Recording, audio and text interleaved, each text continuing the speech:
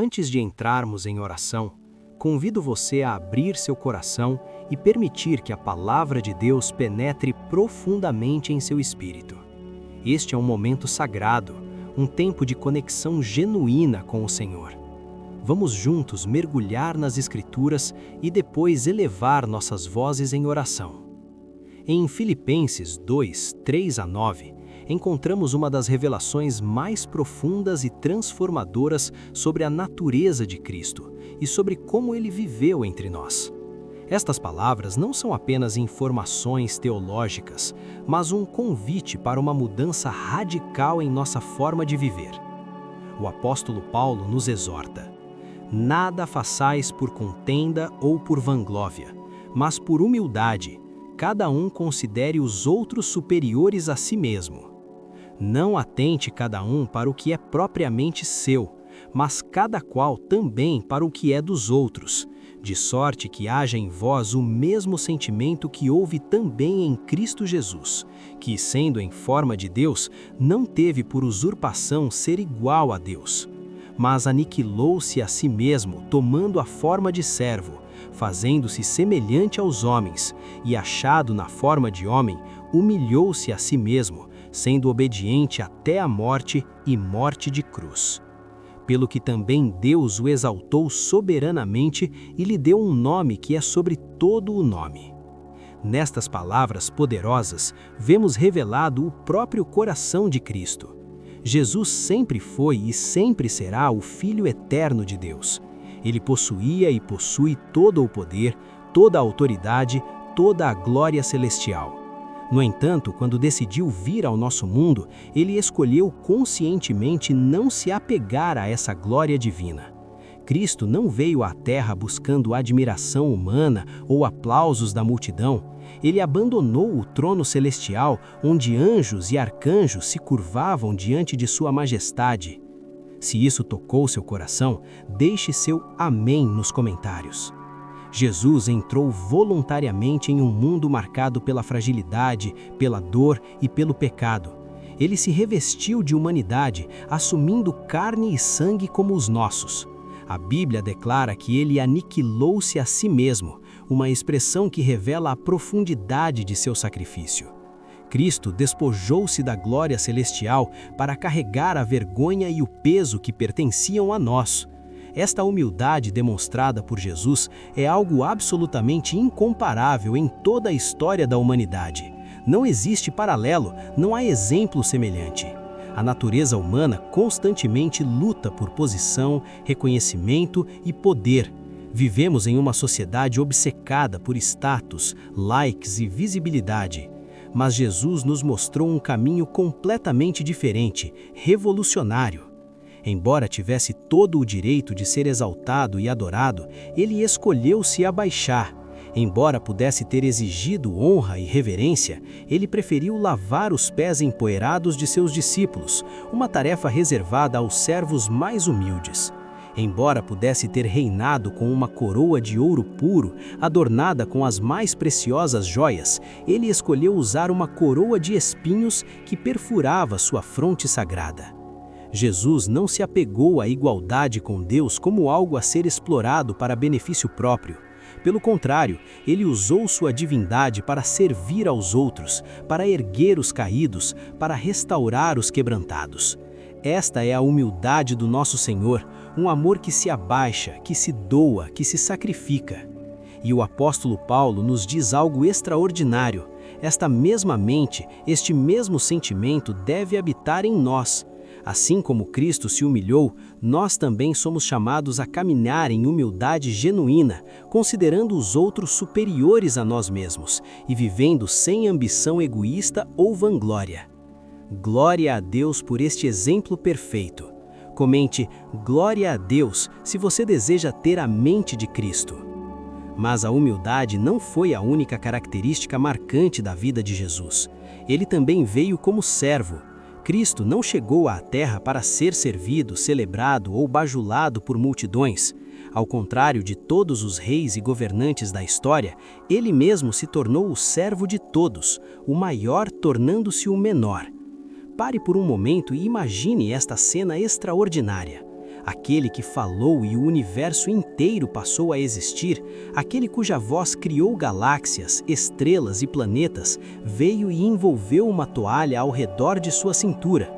Ele se ajoelhou diante de pescadores rústicos e cobradores de impostos corruptos para lavar seus pés sujos e cansados. As mesmas mãos que formaram as estrelas nos céus, que desenharam as constelações, tocaram os enfermos com compaixão. Estas mãos sagradas purificaram leprosos rejeitados pela sociedade, levantaram os corações despedaçados, abriram os olhos dos cegos e trouxeram esperança aos desesperados. O Rei dos Reis, o Senhor dos Senhores, não serviu apenas seus amigos íntimos e discípulos fiéis. Ele serviu também a estranhos, a marginalizados, a pecadores públicos e até mesmo àqueles que o trairiam. Judas, que o trairia por 30 moedas de prata, também teve seus pés lavados por Jesus. Toda a sua vida foi um testemunho vivo de serviço abnegado, de entrega total pelo bem dos outros. E o maior serviço que Jesus prestou foi quando entregou sua própria vida como resgate pelos nossos pecados. Na cruz do Calvário, ele carregou o peso esmagador da culpa de toda a humanidade. Ele pagou o preço impossível que nenhum de nós poderia pagar. Ele se deu completamente, até a última gota de sangue, para que pudéssemos ser libertos da condenação eterna. Que amor maravilhoso! Digite Jesus é Senhor se você reconhece este sacrifício. Esta é a mente de Cristo, uma vida de serviço dedicado ao Pai Celestial e ao próximo. Jesus não estava confuso sobre sua missão. Ele não viveu buscando aplausos humanos ou aprovação das multidões. Seus olhos estavam firmemente fixados na vontade do Pai, e tudo o que ele fazia era em perfeita obediência a esse propósito divino e eterno. E nós, como seus seguidores e discípulos, somos convidados a entrar neste mesmo estilo de vida transformador. Somos chamados a servir não apenas quando é conveniente ou quando nos traz algum benefício pessoal. Devemos servir por amor genuíno, por obediência a Deus, mesmo quando ninguém está observando, mesmo quando ninguém reconhece ou aprecia nosso esforço. O verdadeiro serviço cristão não busca holofotes nem recompensas terrenas. E talvez a parte mais desafiadora do exemplo de Cristo seja sua obediência radical e completa. Jesus foi obediente mesmo quando isso lhe custou absolutamente tudo. No jardim do Getsêmani, naquela noite angustiante antes de sua crucificação, ele clamou em profunda agonia. As Escrituras nos dizem que ele disse: "A minha alma está profundamente triste até a morte." Em oração intensa, com suor como gotas de sangue, ele suplicou: "Se é possível, passe de mim este cálice, todavia, não seja como eu quero, mas como tu queres." Naquele momento crucial, sua obediência foi testada até o limite mais extremo. O peso da cruz que o aguardava, o sofrimento indescritível, a separação do Pai, o pecado de toda a humanidade que ele carregaria, tudo isso era absolutamente avassalador. Jesus experimentou a angústia de saber exatamente o que estava por vir. Contudo, ele se rendeu completamente. Ele escolheu a vontade do Pai acima da sua própria vontade humana. Aleluia pelo exemplo de Cristo! Se você quer obedecer a Deus acima de tudo, comente: "Eu escolho obedecer." E aquela obediência inabalável levou Jesus até a cruz do Calvário, onde ele entregou sua vida pela salvação do mundo inteiro. Este é o verdadeiro significado de ter a mente de Cristo habitando em nós. Significa obedecer a Deus mesmo quando é extremamente doloroso, mesmo quando significa morrer para nossos próprios desejos, sonhos e vontades. A verdadeira obediência não é parcial nem seletiva, não é apenas para os momentos que parecem fáceis, confortáveis ou convenientes. A obediência genuína nos custa algo valioso. Para Jesus, custou sua própria vida. E ele nos chama hoje para seguir em seus passos, abandonando nossos desejos carnais, nosso orgulho ferido, nossa vontade própria, para que a vontade perfeita de Deus seja realizada através de nós. Que desafio tremendo esta Escritura coloca diante de cada um de nós. Ela nos diz claramente: "De sorte que haja em vós o mesmo sentimento que houve também em Cristo Jesus." Isso não é uma sugestão casual ou uma recomendação opcional. É um chamado poderoso à transformação completa de nossa mente e coração. Não somos simplesmente convidados a admirar Jesus de longe como espectadores passivos. Somos convocados a viver como ele viveu, a caminhar em humildade genuína, a viver como servos dedicados e a obedecer à vontade do Pai, não importa qual seja o custo pessoal. Isso não é fácil e seria desonesto fingir que é.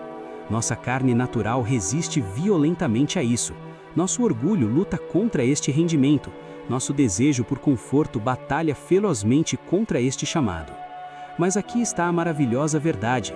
O Espírito de Deus que habita dentro de nós nos capacita com poder sobrenatural para andar neste caminho. Não estamos sozinhos nesta jornada. Dê glória a Deus. Comente: Espírito Santo, me capacita, se você precisa deste poder. E observe atentamente o resultado glorioso da humildade, do serviço e da obediência de Cristo. Porque ele se humilhou completamente, porque se tornou servo de todos, porque obedeceu até a morte e morte de cruz, Deus o exaltou soberanamente e lhe deu o nome que está acima de todo nome. Cada joelho se dobrará e toda língua confessará que Jesus Cristo é o Senhor. A exaltação veio após a humildade, a glória eterna veio depois do sacrifício supremo, a vitória triunfante veio após a cruz. Este é o padrão estabelecido no reino de Deus, um princípio espiritual imutável. Se você deseja ser elevado por Deus, primeiro precisa se curvar em humildade. Se você almeja ser verdadeiramente grande aos olhos do Senhor, precisa servir aos outros. Se você quer encontrar a vida abundante e eterna, precisa estar disposto a perdê-la por amor a Cristo. Jesus nos mostrou perfeitamente este caminho, e agora ele nos chama para caminharmos nele. Hoje, neste exato momento, lutemos para ter a mente de Cristo em nós. Peçamos ao Espírito Santo que renove completamente nossos pensamentos, que arranque de nós todo vestígio de egoísmo e que nos conceda a humildade profunda, o coração de servo e a obediência radical que caracterizavam Jesus. Porque no final de tudo, é isso que verdadeiramente importa para a eternidade. Agora, vamos dedicar um momento precioso para orarmos juntos. Abra seu coração e permita que estas palavras toquem sua alma. Pai Celestial, somente Tu és digno de toda a minha devoção e adoração. Não existe absolutamente nada neste mundo passageiro que se compare a Ti. Nada chega perto da alegria incomparável de conhecê-lo intimamente, de caminhar contigo diariamente e de entregar meu coração totalmente a Ti. Que bênção estar na presença de Deus. Declare: Aleluia, se seu coração está tocado.